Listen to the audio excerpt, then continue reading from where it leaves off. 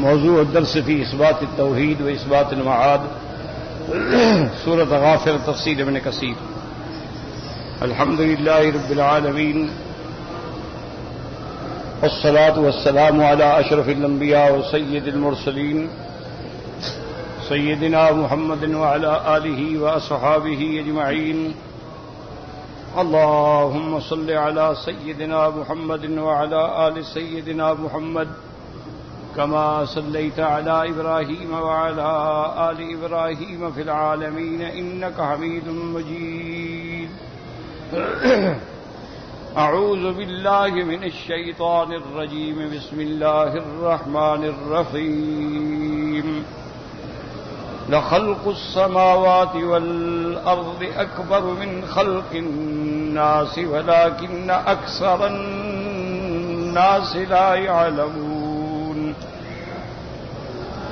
وما يستوي الأعمى والبصير والذين آمنوا وعملوا الصالحات ولا المسيء قليلا ما تتذكرون. إن الساعة لآتية لا ريب فيها ولكن أكثر الناس لا يؤمنون. وقال ربكم ادعوني أستجب لكم إن الذين يستكبرون عن عبادتي سيدخلون جهنم داخرين. سورۃ غافر میں الحمدللہ ہم نے پڑھا تھا سیدنا موسیٰ علیہ السلام اور فرعون کا مکالمہ، اور اس کے بعد رجل مؤمن من آل فرعون کی پوری قوم کو خطاب، نصیحت اور دعوت الی الحق. اسی لیے اللہ نے فرمایا وقال الذی آمن یا قوم، جس نے جو ایمان لایا اس نے اپنی قوم کو مخاطب کیا انی اخاف علیکم مثل یوم الاحزاب، مجھے ڈر ہے تمہارے اوپر بھی پہلی امتوں کی طرح مثل داب قوم نوح وعاد وثمود والذین من بعدہم، جیسے قوم نوح، قوم عاد اور قوم ثمود اور ان کے بعد جو قومیں ہیں. وَمَا اللَّهُ يُرِيدُ ظُلْمًا لِلْعِبَادِ، اللہ تبارک و تعالیٰ نہیں چاہتے اپنے بندوں پہ ظلم کرنا، لیکن بندے نافرمانی کر کے اپنے آپ کو خود ظلم کا مستحق بناتے. وَيَا قَوْمِ إِنِّي أَخَافُ عَلَيْكُمْ يَوْمَ التَّنَادِ، اور اے میری قوم میں ڈرتا ہوں تم پر اس دن سے جس دن کے پکاریں ہوں گی، یعنی ہر کوئی پکار رہا ہوگا. یوم تولون مدبرین ما لکم من اللہ من عاصم، اور جس دن تم پھرو گے اور کوئی نہیں ہوگی تمہارے لیے مدد کرنے والا. وَمَن يُضْلِلِ اللَّهُ فَمَا لَهُ مِنْ هَادٍ، اور جس کو اللہ گمراہ کرے کوئی نہیں اس کو ہدایت دینے والا. وَلَقَدْ جَاءَكُمْ يُوسُفُ مِنْ قَبْلُ، تحقیق تمہارے پاس حضرت یوسف اس سے پہلے آئے دلائل لے کر. فما زلتم فی شک مما جاءکم بہ، بس تم رہے شک میں جو لائے تمہارے پاس. حتی اذا ہلک، جب حضرت یوسف ہلاک یعنی فوت ہو گئے. قلتم لن یبعث اللہ من بعدہ رسولا، تم لوگوں نے کہا کہ اب اللہ اس کے بعد کوئی پیغمبر نہیں بھیجیں گے.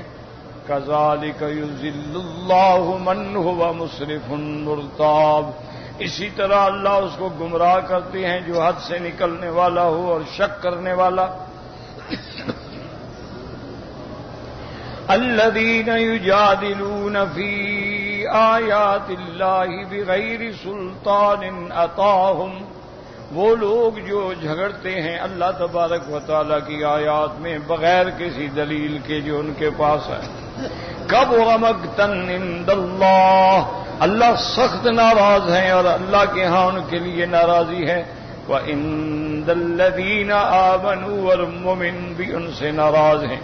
کذالک یطبع اللہ، اسی طرح اللہ مہر کر دیتے ہیں علی کل قلب متکبر جبار، ہر وہ انسان جو متکبر ہے، جو سرکش ہے، اس کے دل پہ اللہ تبارک و تعالی مہر کر دیتی ہیں، پھر وہ ہدایت سے ہمیشہ کے لیے محروم ہو جاتا ہے۔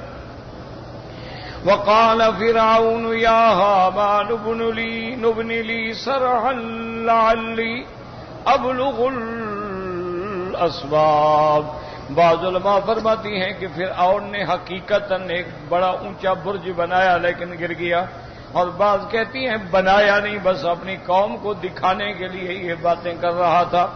وقال فرعون نے کہا اپنے وزیر حامان سے، ابن لی صرحا، صرح کہتے ہیں اونچی بلڈنگ، لعلی ابلغ الاسباب، تاکہ میں پہنچوں آسمان کے رستوں پر، اسباب السماوات فاطلع الی الہ موسیٰ، آسمان کے راستوں پہ جا کے میں دیکھوں حضرت موسیٰ جو کہتے ہیں اس کے خدا کو، وَإِنِّي لَأَظُنُّهُ كَاذِبًا، نعوذ باللہ میرا تو خیال ہے کہ جھوٹ بولتا ہے، کوئی اس کا خدا نہیں آسمانوں پہ۔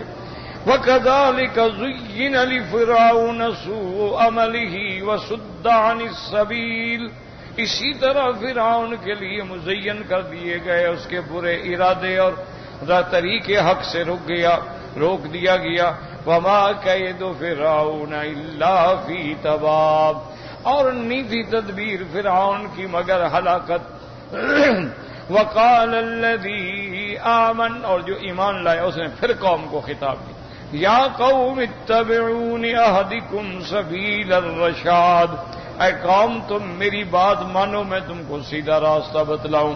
یا قوم انما هذه الحیات الدنیا متاع، اے میری قوم یہ دنیا جو ہے چند روزہ نفع ہے، وَإِنَّ الْآخِرَةَ هِيَ دَارُ الْقَرَارِ، اور اصل آخرت ہے جو ہمیشہ رہنے والی ہے۔ من عمل سیئۃ فلا یجزا الا مثلها، اور جو برائی کرے گا اس کو اسی کے مطابق بدلا۔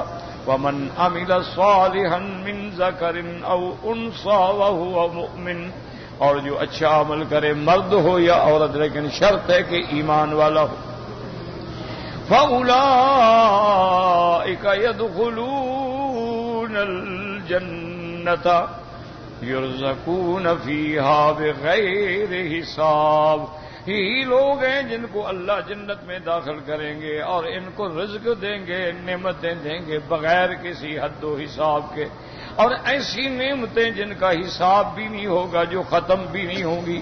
وَيَا قَوْمِ مَا لِي أَدْعُوكُمْ إِلَى النَّجَاةِ وَتَدْعُونَنِي إِلَى النَّارِ، اور اے قوم کیا ہو گیا تم کو، مالی کیا ہے تم کو کہ میں تم کو جنت کی طرف پکارتا ہوں، نجات کی طرف پکارتا ہوں، اور تم مجھے جہنم کی طرف بلاتے ہو۔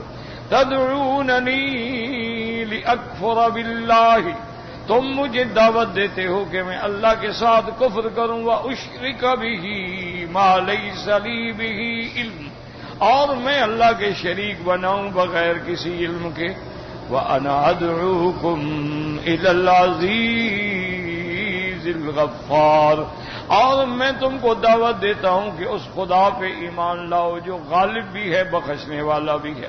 لا جرم انما تدعوننی الیہ لیس له دعوت فی الدنیا ولا فی الآخرہ، بے شک یہ پکی بات ہے جس کی طرف تم مجھے دعوت دیتے ہو اس کی تو کوئی حقیقت ہی نہیں۔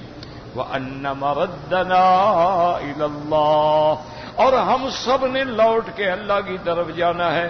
وَأَنَّ الْمُسْرِفِينَ هُمْ أَصْحَابُ النَّارِ، اور جو زیادتی کرنے والے حد سے گزرنے والے ہیں وہی جہنمی ہیں۔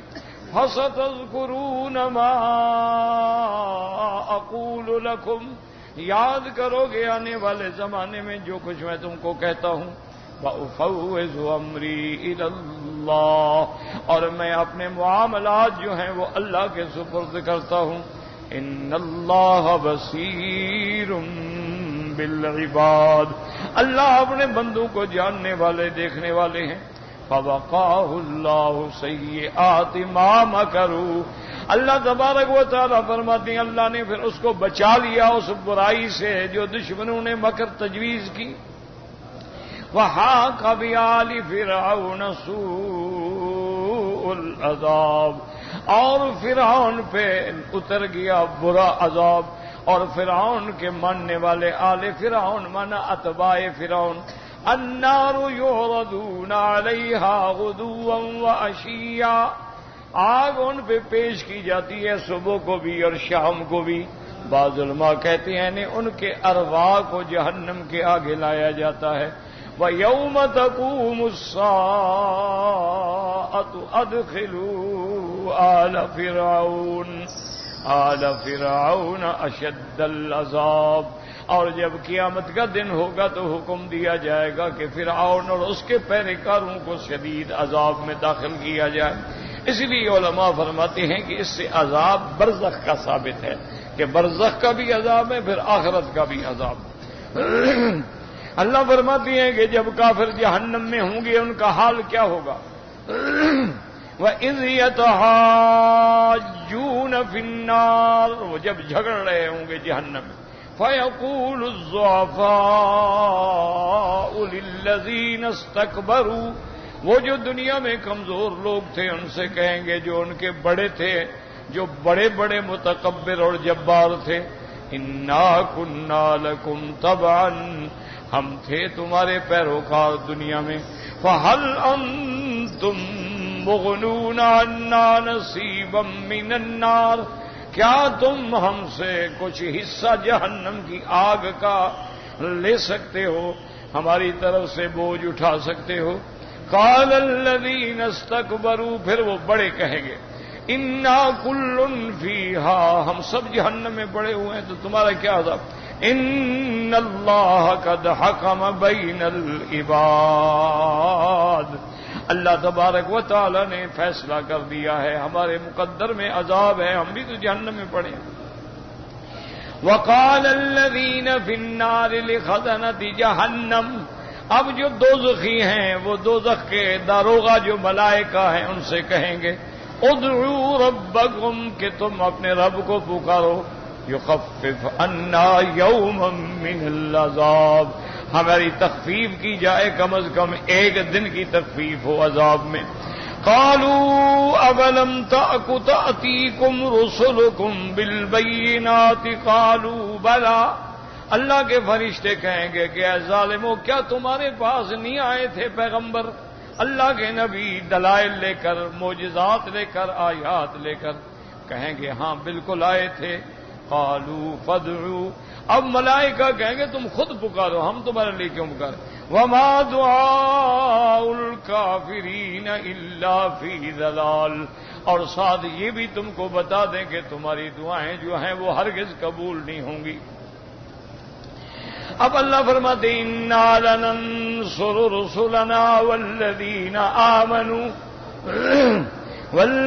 آمنوا فی الحیاۃ الدنیا ویوم یقوم الاشہاد اللہ فرماتی ہیں کہ تحقیق ہم اپنے رسولوں کی مدد کرتے ہیں مومنوں کی مدد کرتے ہیں دنیا میں بھی اور قیامت والے دن بھی. دنیا میں مدد کا کیا معنی یا تو فوری مدد آ جاتی ہے نصرت آ جاتی ہے اللہ دشمنوں کو ہلاک کر دیتے ہیں یا مدد کا معنی یہ ہے کہ جو اللہ کے رسولوں کو تکلیف پہنچائے اللہ اس سے بدلہ لیتے ہیں چاہے وہ دنیا انبیاء کی زندگی میں ہو یا انبیاء کے بعد ہو. جیسے حضرت زکریا حضرت یحییٰ حضرت شعیہ ان کو قتل کیا گیا تو اللہ نے پھر ان کی قوموں پہ عذاب مسلط کر دیا. وَلَقَدْ آتَيْنَا مُوسَى الْهُدَىٰ ہم نے موسیٰ سے ہدایت. وَأَوْرَثْنَا بَنِي إِسْرَائِيلَ الْكِتَابَ اور ہم نے بنی اسرائیل کو کتاب دی تورات. هُدًى وَذِكْرَىٰ لِأُولِي الْأَلْبَابِ اور وہ کتاب کیا ہے کھلی ہوئی ہدایت ہے نصیحت ہے لیکن ان لوگوں کے لیے جو عقل والے ہیں جو اللہ کی کتابوں پہ غور کرتے ہیں.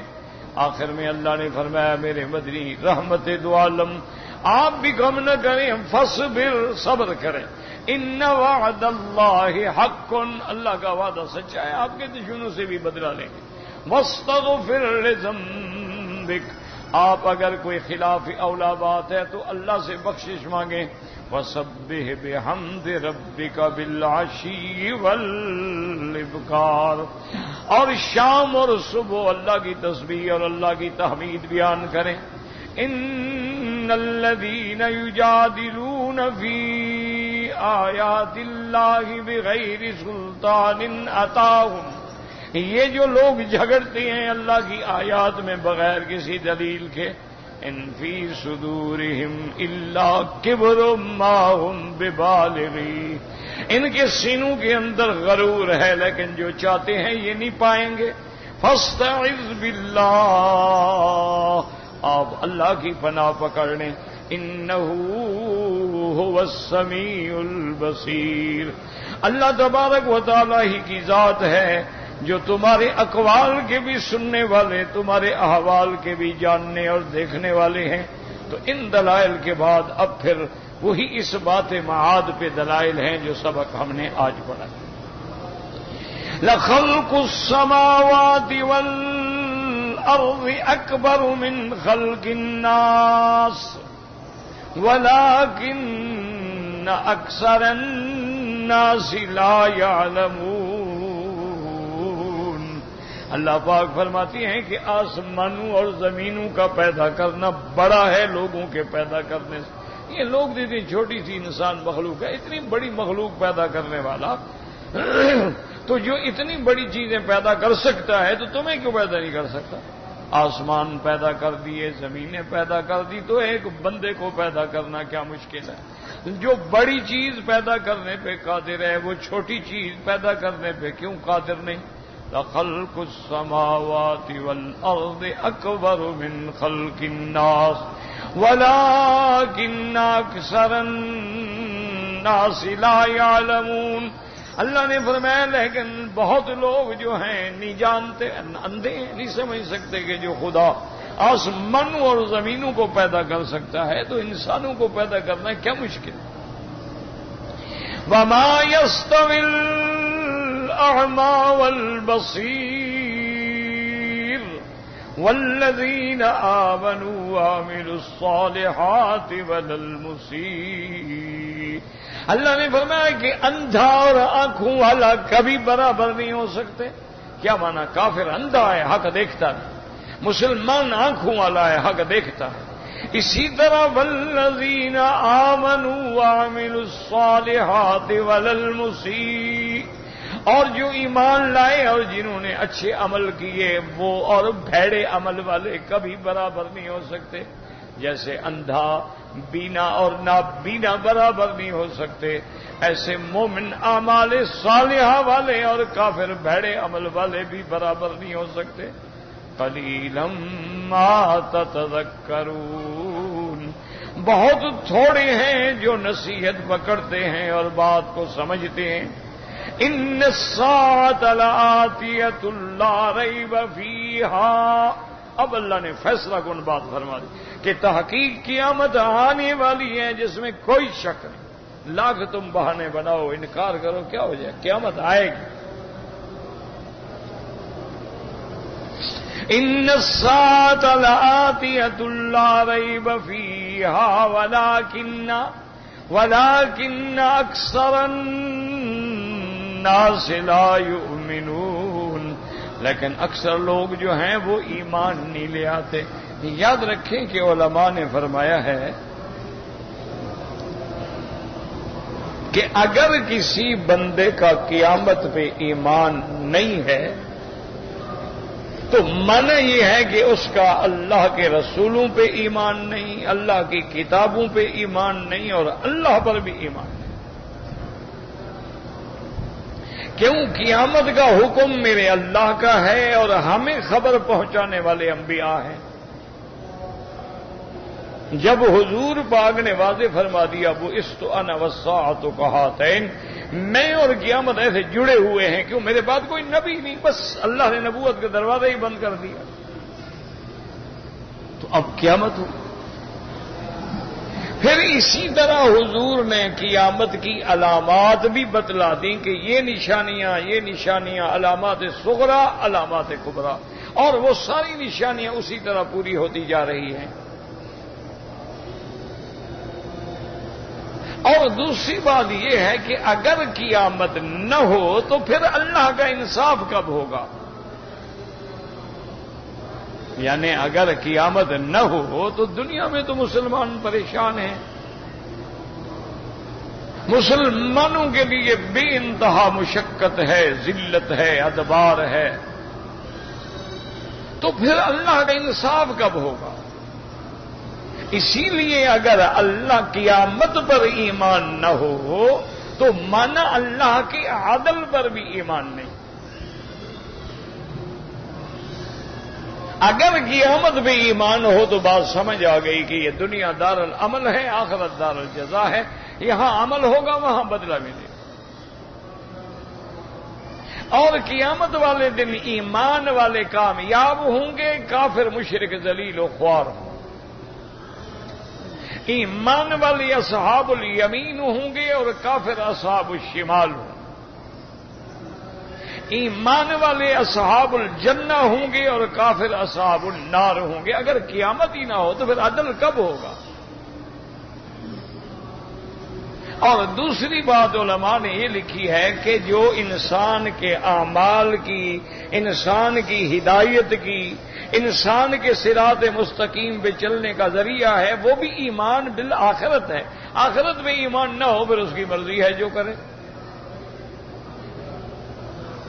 اب آپ دیکھیں نا کہ دنیا میں کتنی ملک ہیں، کتنی حکومتیں ہیں، کتنی فورسز ہیں، کتنی پولیس ہے، کتنی سیکورٹی ہے، اور کتنی جناب اسپیشل پولیس ہے، اور کتنی رینجرز ہے، اور کتنی فوج ہے، لیکن کیا جرائم بند ہو گئے؟ اصل چیز ہے آخرت پر ایمان۔ اگر آدمی کا آخرت پر ایمان ہے وہ جرم کرے گا ہی نہیں۔ اس کی مثال دیتے ہیں علماء کے، دیکھو ایک بندہ ہے،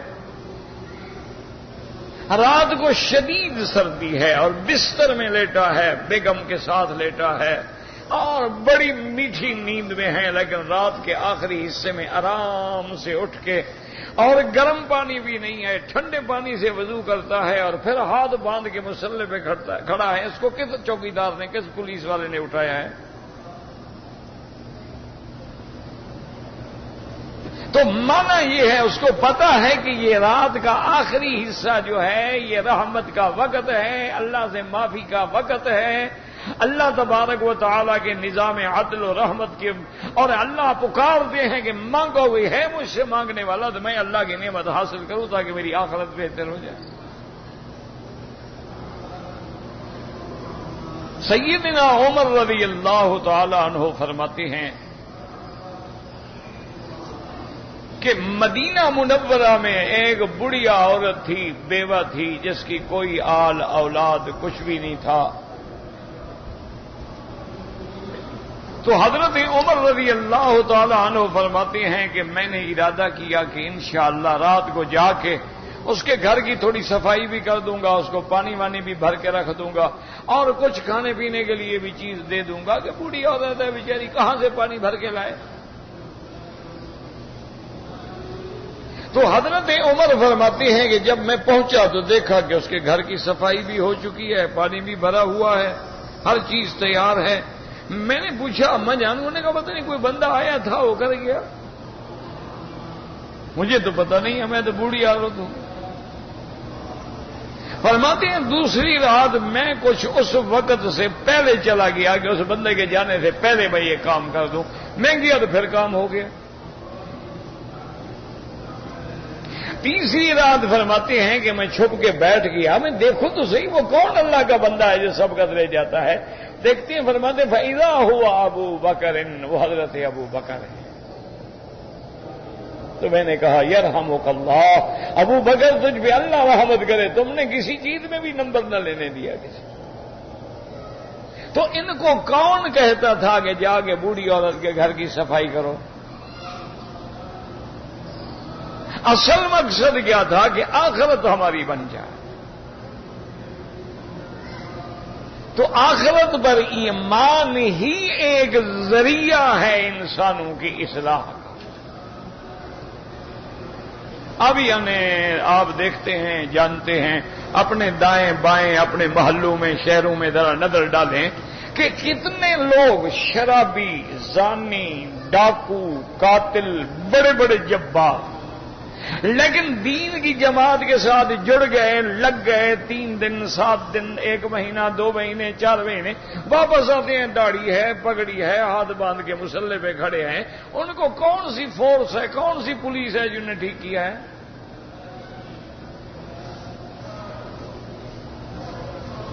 اصل وجہ کیا ہے کہ جب آدمی گھر سے نکل جاتا ہے اور صالحین کی صحبت میں آ جاتا ہے اور اس کو ماشاءاللہ ہر قدم پہ سنت کے مطابق تعلیم دی جا رہی ہے، مسجد میں یوں جانا ہے، وضو اس طرح کرنا ہے، دوران وضو یہ دعا پڑھنی ہے، پھر 2 رکعت تحیت الوضو پڑھنی ہے، 2 رکعت تحیت المسجد پڑھنی ہے، اس طرح نماز ہے، فرائض ہیں، اشراق ہے، تہجد ہے، اور پھر جناب ایک ایک باری پہ کام بھی کرنا ہے۔ ایک دن تم کھانا پکاؤ، ایک دن وہ کھانا پکائے گا، کسی غیر سے کچھ نہیں لینا ہے، اللہ کے گھر میں پرچیوں پہ مٹی پہ سونا ہے، اور رات کو اٹھ کے اس کے دربار میں رونا ہے تو انقلاب آتا ہے، تبدیلی آتی ہے۔ یعنی ہمارے اپنے علاقے کے ایک آدمی مجھے ملا، اب وہ میرے درس میں بیٹھا ہے، میں بھی دیکھ رہا ہوں، حج کا موسم تھا، میں دماغ پہ زور دے رہا ہوں کہ یہ فلاں آدمی ہے، پھر میں کہوں گی یہ ہو تو سکتا ہے اللہ قادر ہے، لیکن وہ تو اتنا بڑا ڈکیٹ اور اتنا بڑا مجرم تھا کہ چلتی ہوئی ٹرینیں جو ہے نا جی، ان کے دروازے کھول کے گٹھے پھینکتا نیچے اور ڈکیٹیاں کرتا، اور اتنا ظالم مضبوط تھا کہ ایک دفعہ اس کے لیے کوڑوں کی سزا مقرر ہوئی تو کوڑے مجسٹریٹ خود بیٹھ کے مرواتے ہیں، ڈاکٹر بھی اور مجسٹریٹ بھی، پتہ نہیں 30 تھے یا 30 کوڑے، اور وہ کوڑے ایسے ہوتے ہیں جب نکلتے ہیں تو خون کی دھار ساتھ آتی ہے۔ جب وہ کوڑے پورے ہو گئے اور اس کو ٹکٹکی سے اتارا گیا تو بڑا ہنس کے کہتے کوئی اور باقی ہیں تو یار مار لو، پھر دوسرے دن تکلیف کرنے کی کیا ضرورت ہے، ابھی مار لو۔ اب میں دیکھ رہا ہوں کہ یہ بندہ داڑھی ہے، پگڑی ہے، ہو سکتا ہے وہ نہ ہو، دنیا میں ہم شکل بھی ہوتے، خیر در حیام حج میں آپ کو پتا ہے وہ رش میں نکل گیا، تھوڑی دیر کے بعد مجھے آ کے ملا، بڑی محبت سے کہتا ہے جناب مجھے پہچانا ہے؟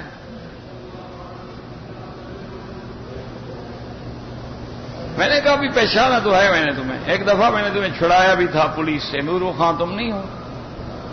کہتا ہے ہاں جی میں نے کہا یہ کیا؟ کہتا ہے بس اللہ والوں کے ساتھ جڑ گئے، توبہ کر۔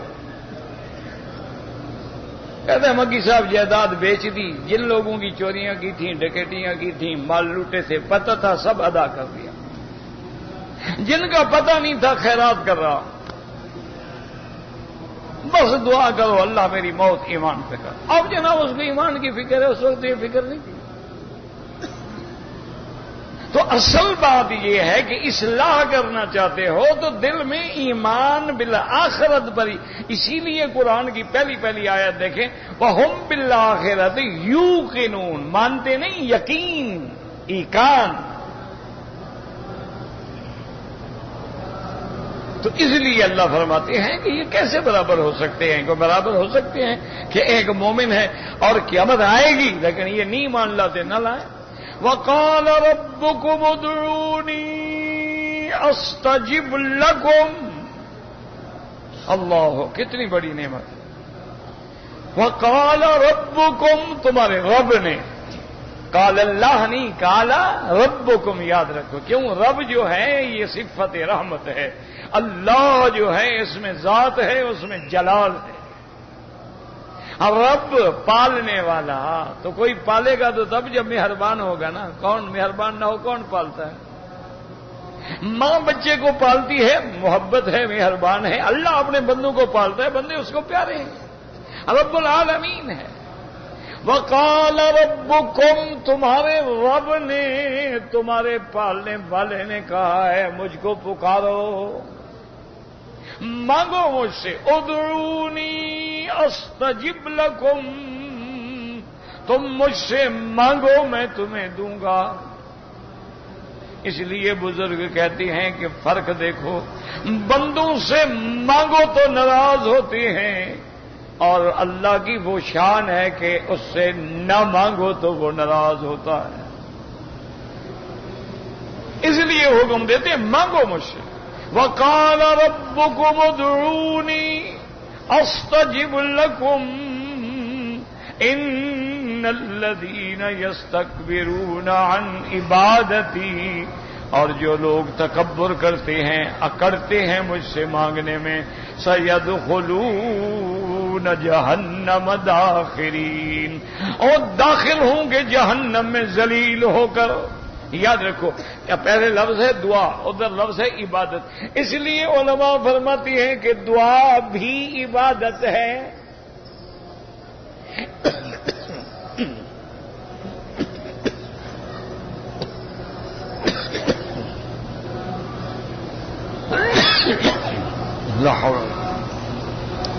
اس لیے ایک حدیث مبارک میں الدعاء مخ العبادتی، دعا جو ہے وہ تو عبادت کا مغز ہے۔ اور ایک جگہ روایت مبارک میں آتا ہے کہ الدعاء سلاح المؤمن، کہ دعا جو ہے وہ تو مومن کا ہتھیار ہے۔ اسی طرح ہے الدعاء عماد الدین، دعا دین کے لیے ستون ہے۔ الدعاء نور ما بین السماء والارض، دعا جو ہے وہ آسمان و زمین کے درمیان میں روشنی ہے، نور ہے۔ دعا پکارنا، تو یاد رکھو کہ دعا عبادت ہے، اور عبادت دعا ہے۔ دعا عبادت ہے، اور عبادت جو ہے گویا وہ بھی دعا ہے۔ اس کی وجہ یہ ہے کہ حدیث مبارک میں آتا ہے، اللہ فرماتے ہیں من شغلہ القرآن عن السؤال، ایک بندہ جو قرآن پڑھنے میں مشغول ہے، مجھ سے مانگنے کا بھی وقت نہیں ملتا، ہر وقت قرآن پڑھ رہا ہے، اعطیتہ افضل ما اعطی السائلین، اللہ فرماتی ہیں پھر میں اس کو وہ دوں گا جو مانگنے والوں سے بھی زیادہ بہتر، کہ حالانکہ اس نے تو کچھ ہی نہیں مانگا، لیکن وہ قرآن پڑھنا بھی دعا ہے۔ اسی لیے حضور نے فرمایا افضل ما انا قلت والنبیون قبلی، سب سے افضل، سب سے بہتر جو میں نے اور سارے انبیاء نے الفاظ میں پڑھا، لا الہ الا اللہ وحدہ لا شریک لہ لہ الملک ولہ الحمد یحیی ویمیت وہو علی کل شیء قدیر۔ بظاہر تو یہ ذکر ہے نا، لیکن یہ ذکر جو ہے دعا ہے، کہ جب بندہ اللہ کے ذکر میں ہے تو دعا ہے، اور جب بندہ دعا میں ہے تو ذکر ہے۔ اور وہ تو اتنا بڑا کریم ہے کہ مسلمان تو مسلمان، وہ تو کافروں کی بھی دعا سنتا ہے، وہ تو ابلیس لعین کی بھی دعا سنتا ہے۔ ابلیس نے دعا کس سے مانگی تھی؟ اللہ سے، یا اللہ مجھے مہلت دے دو، اللہ نے دے دی۔ شرط یہ ہے کہ دعا کرو۔ اور دوسرا حضور پاک صلی اللہ علیہ وسلم نے فرمایا دو چیزیں یاد رکھو، کہ اللہ تبارک و تعالی اس کی دعا کبھی قبول نہیں کرتے جو دعا قلب لاہن، غافل دل کے ساتھ دعا کرے، کہ دعا کر رہا ہے لیکن دل کی طرح اور ہے، خیال کی طرح اور ہے، ربنا آتنا، پتہ نہیں میں کیا کہہ رہا ہوں، یہ دعائیں قبول نہیں ہوتی۔ جب دعا مانگو پورے دل سے، دماغ سے، عقل سے، توجہ سے، ارتکاز سے دعا مانگو۔ اس کے بزرگ مثال دیتے ہیں کہ دیکھو یہ ایک پیالی ہے، اس میں ہم نے چائے ڈالنی ہے، اگر توجہ کامل نہ ہو تو چائے ادھر نہیں جائے گی، کوئی ادھر گرے گی، کوئی ادھر گرے گی، کوئی ادھر گرے گی۔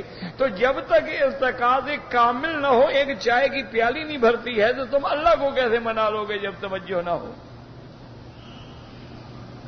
تم نماز پڑھ رہے ہو، کبھی رومال بناتے ہو، کبھی موبائل چیک کرتے ہو، کبھی ادھر دیکھتے ہو، کبھی ادھر دیکھتے ہو، کبھی کپڑے ٹھیک کرتے ہو، کبھی مٹی صاف کر، یہ کون سی نماز ہے؟ کون سا ذکر ہے؟ کون سی دعا ہے؟ اس لیے حکم ہے۔ اچھا، اور پھر حکم یہ ہے کہ مجھ سے مانگو، اللہ فرماتے ہیں مجھ سے۔ اچھا، کعب الاحبار میں ایک بڑی عجیب بات لکھی ہے، انہوں نے کہا کہ پہلے زمانے میں اللہ انبیاء کو حکم دیتے تھے کہ مجھ سے مانگو کہ میں تمہاری دعائیں قبول کروں گا. یہ شان حضور کی وجہ سے حضور کی امت کو مل گئی کہ اللہ نبی کی امت کو فرما رہے کہ تم مانگو میں تمہیں بھی دوں گا. یہ شان جو ہے امت محمد مصطفیٰ علیہ الصلوۃ والتسلیم کی ہے کہ اللہ خود فرما رہے ہیں کہ مانگو میں تم کو دوں گا. اور اسی لیے یاد رکھیں کہ دعا مانگنے کے لیے ایک حدیث میں آتا ہے حضور نے فرمایا کہ بعض اوقات بندہ بڑی عاجزی سے بڑی تواضع سے یا ربی یا ربی یا ربی فرمایا مأکلہ حرام وملبسہ حرام وغذی بالحرام فَأَنَّا يُسْتَجَابُ لَهُ. لیکن اس بندے کا کھانا بھی حرام سے، پینا بھی حرام سے، اس کا بدن بھی حرام کھا کھا کے موٹا ہو گیا ہے. اب کیا دعا منظور ہوگی؟ پھر دعا منظور. تو دعا کے منظور ہونے کے لیے کیا شرط ہے کہ عقل حلال ہو اور صدق مقال ہو. یاد رکھ، عقل حلال ہو اور صدق مقال ہو، یعنی اندر حرام نہ ہو، زبان پہ جھوٹ نہ ہو. اور دوسری چیز یہ ہے کہ جب دعا مانگو تو پوری کامل توجہ سے اور موقن بالاجابت. حضور نے فرمایا یقین سے کہ میں مانگ رہا ہوں اور مجھے ہر حال میں ملے گا. اتنے یقین سے دعا مانگے آدمی کہ بس یقین ہو جائے کہ مجھے ملے گا. والد صاحب رحمت اللہ علیہ ایک دفعہ حج پہ آ رہے تھے. وہ بڑا غربت کا دور تھا. اس دور میں آپ سوچ سکتے ہیں 60 روپے سارا خرچہ ہوتا تھا حج پہ آنے جانے کا. اسی میں بحری جہاز کی ٹکٹ بھی، کھانا بھی، پینا بھی، آنا بھی، جانا بھی 60 روپے. لیکن وہ 60 روپے بھی تو نہیں ہوتے تھے نا. والد صاحب فرماتی ہیں بڑی مشکل سے میں نے 10 روپے اکٹھے کیے، لیکن دل میں تمنا تھی کہ یا اللہ حج نصیب فرما. کہتے میں چل پڑا. میں آیا دین پور شریف. حضرت خلیفہ غلام محمد صاحب رحمت اللہ علیہ جو دین پور میں بزرگ تھے، جن کے پاس حضرت تھانوی اور حضرت مدنی اور حضرت لاہوری اور بڑے بڑے قداور علماء بھی ان کی خدمت میں دعاؤں کے لیے حاضر ہوتے، اصلاح کے لیے حاضر ہوتے. تو والد صاحب فرماتے ہیں کہ میں گیا، سردیوں کا زمانہ تھا. تو حضرت سردی کے زمانے میں تہجد سے قبل ان کے گھر کے قریب ایک چھوٹی سی نہر ہوتی تھی. وہ نہر میں غسل فرماتے تھے اور مرید وغیرہ آگ جلا کے بیٹھے ہوتے تھے اور حضرت ٹھنڈے پانی سے غسل فرما رہے ہوتے.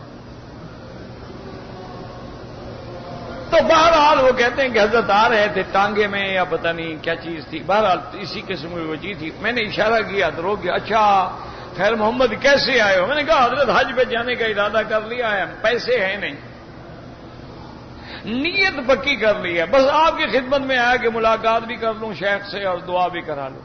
تو حضرت نے ایسے داڑھی پکڑی اور رونے لگ گئے. کہنے لگے اچھا مولوی خیر محمد تم میری داڑھی کے لیے مانگنا، میں تمہارے لیے دعا کروں گا، اللہ محتاج نہیں کرے گا. وہ کہتے ہیں جیب میں ہاتھ ڈالا، پتہ نہیں 4 آنے تھے یا 4 پیسے تھے، مجھے یاد نہیں، وہ دیے. کہنے لگے بابا میرے پاس تو یہی ہے، یہ لے لو کہیں روٹی کھا لینا. اس زمانے میں تو 4 پیسے کی بھی روٹی مل جاتی تھی نا، آج تو 8 روپے کی نہیں ملتی نا. اور جب میں لے کے آ گیا، خانپور اسٹیشن پہ آیا، نماز پڑھی. اچھا لوگ کٹھے ہو گئے، ماشاءاللہ جماعت ہو گئی اسٹیشن پہ. عالم کا تو جہاں بیٹھ گئے ماشاءاللہ بیٹھ گئے بس. تو نماز پڑھ کے جو ہی میں فارغ ہوا تو میں نے ایک آدمی سے پوچھا کہ گاڑی کتنی دیر میں آئے گی؟ اس نے کہا جی گاڑی کو آدھا گھنٹہ دیر ہے. اتنی دیر میں ایک بندہ ہے، اس نے کہا حضرت یہ آپ کی کراچی کی ٹکٹ. میں نے کہا اللہ کے بندے کو. اس نے کہا مجھے پتہ لگا آپ کراچی جا رہے ہیں تو بہرحال یہ ٹکٹ قبول فرما لیں. اللہ نے ٹکٹ دی. کہتے ہیں کراچی جب میں اترا، میں ایک دیہات کا رہنے والا بندہ، خالص دیہات، اور وہ بھی کچے کے علاقے، نہ سڑک نہ کوئی لائٹ نہ کچھ. وہاں کا آدمی کراچی جب آ جائے تو اس کا دماغ ہی کام نہیں کرتا نا. اسٹیشن میں کہتے ہیں میں ایسے جا رہا تھا کہ یا اللہ کہیں مسافر خانے میں بیٹھ جاؤں گا، پھر کسی سے پوچھوں گا جو اللہ کو منظور ہے، یا چلو کچھ نہ ہوا تو مزدوری کر لوں گا۔ کہتے ہیں میں ابھی ایسے جا رہا تھا کہ ایک آدمی نے مجھے پکڑا، کہتا ہے ٹھہرو، کہتے ہیں یہاں 10 منٹ ٹھہر جائیں میں ابھی آتا ہوں۔ 10 منٹ کے بعد آ گیا، میرے ہاتھ کو پکڑا، آیا باہر، اس کی کار کھڑی تھی، کار میں بٹھایا لے گیا۔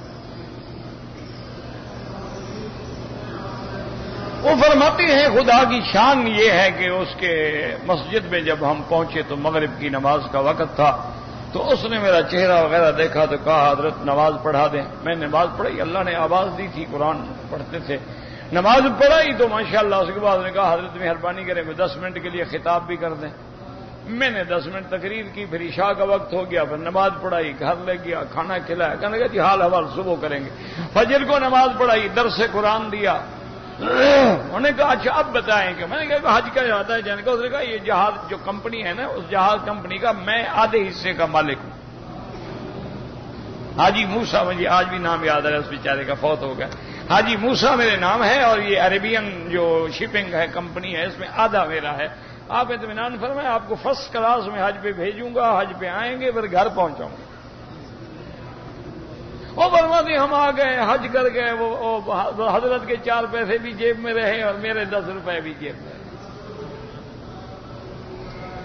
بات ہے یقین ہو نا، ہم تو کہتے ہیں یار دعا مانگتے ہیں، 6 مہینے ہو گئے ابھی تک تو کام نہیں ہوا، اور یار اللہ بھی ہماری نہیں سنتا۔ اب تو کافر ہو گیا اگر اللہ ہماری نہیں سنتا۔ اور جی اللہ بھی غریب ہوگی، نعوذ باللہ، یہ تو کفر ہے۔ اللہ تو شیطان کی بھی سنتا ہے، تو مانگنے والے تو بنو نا۔ اور یہ بھی یاد رکھو، حدیث میں آتا ہے کہ جب بندہ دعا مانگتا ہے، حضور نے فرمایا 3 حالتیں ہیں، یا مطلوب مل جاتا ہے، یا اس دعا کی وجہ سے اللہ مصیبت ٹال دیتے ہیں، یا اس کی دعا کو محفوظ کر دیتے ہیں، قیامت میں بدلا دیں گے۔ دعا تو خالی نہیں جاتی۔ تو اللہ پاک آپ کو بھی مجھے بھی دعا کرو، اللہ مانگنا بھی سکھلا دے اور بن مانگے بھی عطا فرما دے، اور اللہ اپنے مانگنے والوں کی صحبت بھی نصیب فرما دے۔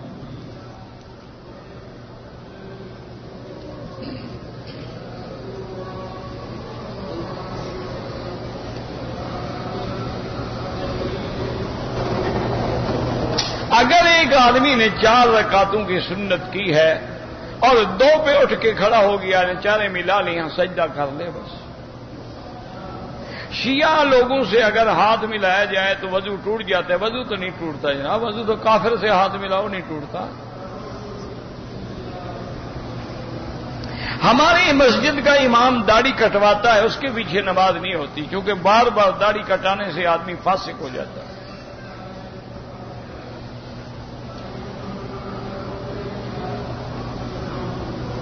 ہمارے استاد کہتے ہیں کہ آبادی چونکہ بڑھ رہی ہے اس لیے بچوں کو پیٹ میں مار دینا جائز ہے۔ بالکل جھوٹ بولتے ہیں۔ وَلَا تَقْتُلُوا أَوْلَادَكُمْ خَشْيَةَ إِمْلَاقٍ نَحْنُ نَرْزُقُهُمْ وَإِيَّاكُمْ۔ یہ تو قرآن ہے کہ ظالموں تم اولاد کو بھوک کی ڈر سے نہ قتل کرو، ان کو رزق دینے والا بھی میں ہوں اور تمہیں رزق دینے والا بھی میں ہوں۔ آبادی بڑھ رہی ہے، آبادی بڑھ رہی ہے۔ اگر ایک آدمی سے عشاء کی 2 رکعتیں چھوٹ گئیں تو 2 رکعتیں جب پڑھے گا، چونکہ پہلی 2 رکعتیں چھوٹی ہیں، فاتحہ بھی پڑھے گا، سورت بھی ملائے گا۔ حضرت تھانوی رحمت اللہ علیہ تعویذ دینے کے قائل تھے۔ کون سے تعویذ یہ بھی تو بتاؤ نا، انتر منتر جنتر یا قرآن حدیث والے؟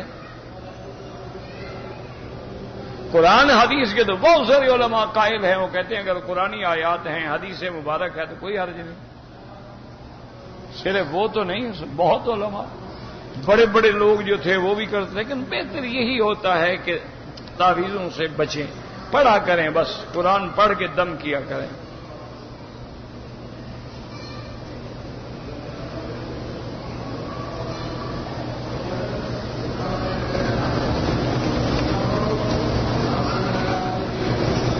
ہم نے کمیٹی بنائی ہوئی ہے، اس میں ماہانہ 10 ریال جمع کرتے ہیں، کوئی بیمار ہو جائے مدد کرتے ہیں، فوت ہو جائے، بالکل ٹھیک ہو، بس اچھی بات۔ یہ تو ایک معاونت ہے نا، تعاون ہے نا، کوئی سود شود تو ہے نہیں نا، کہ بھی ہر آدمی 10 ریال جمع کرائے، جمع ہوتے گئے، کسی ایک آدمی پہ تکلیف آ گئی تو پیسے لگا دیے۔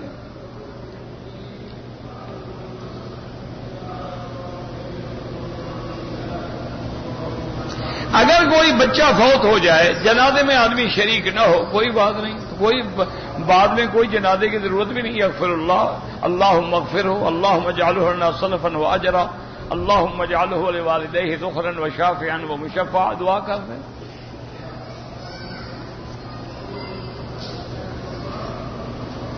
مفروض جو فرض کیا گیا ہو، مقروض جس نے قرضہ دینا ہو، اور پتہ نہیں کون تم نے کیا لکھا ہے، مساس ہاتھ لگانا، سامری کو یہی سزا ملی تھی نا، انتقول اللہ مساس، مجھے ہاتھ نہ لگاؤ، ہاتھ لگاتے تھے نا وہ بیمار ہو جاتا۔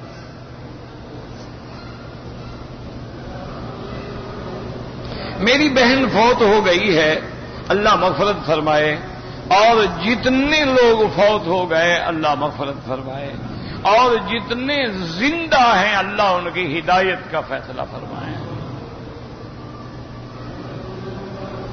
بھئی میرے پاس 5 تولے سونا ہے اور 5,000، بھی ایک موٹی بات یاد رکھو، 7.25 تولے سونا یا 52.5 تولے چاندی، یا کچھ سونا کچھ چاندی کچھ نقدی، 52.5 تولے چاندی کی آج کے دور میں جو قیمت ہو، اگر اتنی پیسے بن جاتے ہیں تو تم پر زکوٰۃ ہے۔ یہ ضروری تو نہیں ہے کہ سارا سونا ہو، کچھ سونا ہے کچھ نقدی ہے کچھ چاندی ہے، لیکن اپنے گھر کے تمام ضروریات پورے کرنے کے بعد، بیوی بچے نان نفقہ خرچہ مرچہ کرایہ بل سب دینے کے بعد جو خالص بچے گا اس کو ہم دیکھیں گے کہ کتنا ہے، کیا وہ 7.25 تولے سونے کے برابر ہے؟ اچھا ایک آدمی کے پاس 7.25 تولے سونا تو نہیں ہے، لیکن 7.25 تولے سونے کے برابر پیسے موجود ہیں، زکوٰۃ دے گا۔ ضروری تو نہیں کہ سونا ہو، وہ تو ایک بنیاد ہے، سونا ہو چاندی ہو یا اتنی پیسہ ہو، اس کے بعد آپ زکوٰۃ دیں گے۔ اور زکوٰۃ یہ ہوتی ہے کہ مثلا آپ کے پاس 20 تولے سونا ہے تو 20 تولے کی قیمت کرنے کے بعد 2.5% کاٹ کے زکوٰۃ دیں۔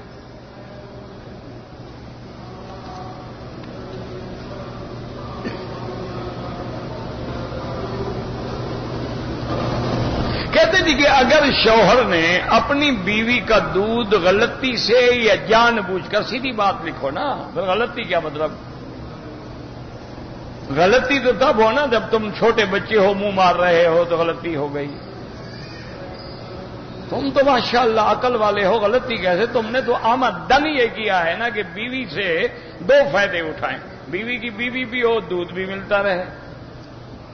بہرحال جناب، نہ وہ ماں بنتی ہے نہ نکاح ٹوٹتا ہے۔ ماں تب بنتی ہے جب بچہ دودھ پینے کی عمر میں ہوتا ہے، حولین کاملین 2 سال، یا بعض ائمہ کے نزدیک 2.5 سال، اس کے بعد دودھ پینے سے کوئی ماں نہیں بنتی۔ 4 سال کا بچہ ہے، 5 سال کا، 10 سال کا، 12 سال کا دودھ پی لے، وہ نہیں بنتی۔ اسی طرح اگر شوہر نے ماشاءاللہ محبت میں آ کر اپنی بیگم کا دودھ پیا ہے تو اس کی بھی وہ نہ ماں بنتی ہے نہ نکاح ٹوٹتا ہے۔ لیکن ایسی حرکتیں کرنے سے شرم کیا کرو، کچھ حیا بھی ہوتا ہے نا کہ نہیں ہوتا دنیا میں، کہ جو انگریز کرے گا وہی کرو گے۔ فری سیکس پہ عمل کر رہے ہو، پھر وہ تو پیشاب بھی پیتے ہیں، اور بڑا اچھا کہتے ہیں اینٹی بایوٹک ہوتا ہے، یعنی آپ کو کوئی اور اینٹی بایوٹک بھی نہیں لینا پڑے گا۔ انا للہ و انا الیہ راجعون۔ اچھا اگر ہو بھی جائے تو اکیلے میں آگے مسئلہ پوچھ لو، ضروری ساری دنیا کو بتلانا ہے کہ میں احمق بیوی کا دودھ پیتا ہوں؟ اور تیرے دوستوں کو پتہ لگے وہ کل تجھے فون کریں گے، ہم آ رہے ہیں یار، بیوی کی طرح دودھ ہمارے لیے بھی رکھنا، چائے بنا کے پلانا، بندے کی چائے، دودھ کی چائے تو دیکھیں کیسے بنتی ہے، پھر کیا کرو گے؟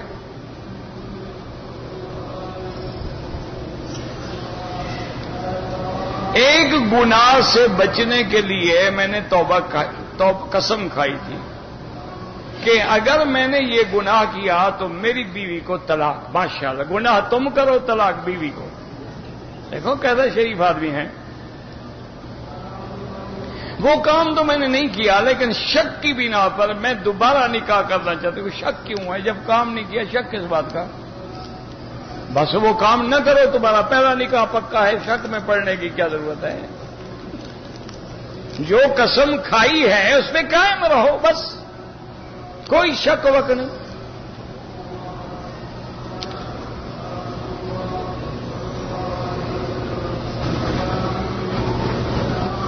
میرے شوہر جیل میں ہیں، وہ مجھے نان نفقہ نہیں دے سکتے، اس کی اور اس کے بھائیوں کی جائیداد ساتھ ہے، میں ان سے خرچ کر سکتی ہوں؟ کر سکتے، بالکل کر سکتے، تمہارا حق ہے. یعنی اگر وہ تو نہیں دے سکتا نا، اگر باہر بھی ہو تو نہ دے. جیسے کہ بی بی ہندا نے، ابو سفیان کی بیوی نے حضور سے پوچھا تھا کہ یا رسول اللہ صلی اللہ علیہ وسلم، ابو سفیان گھر کے معاملے میں بڑا بخیل ہے، ہمیں اتنا خرچہ بھی نہیں دیتا جو گھر کا ضروریات ہیں، تو اس کی اجازت کے بغیر اتنا پیسے میں اٹھا لوں جتنا خرچہ آپ میں اٹھا لوں.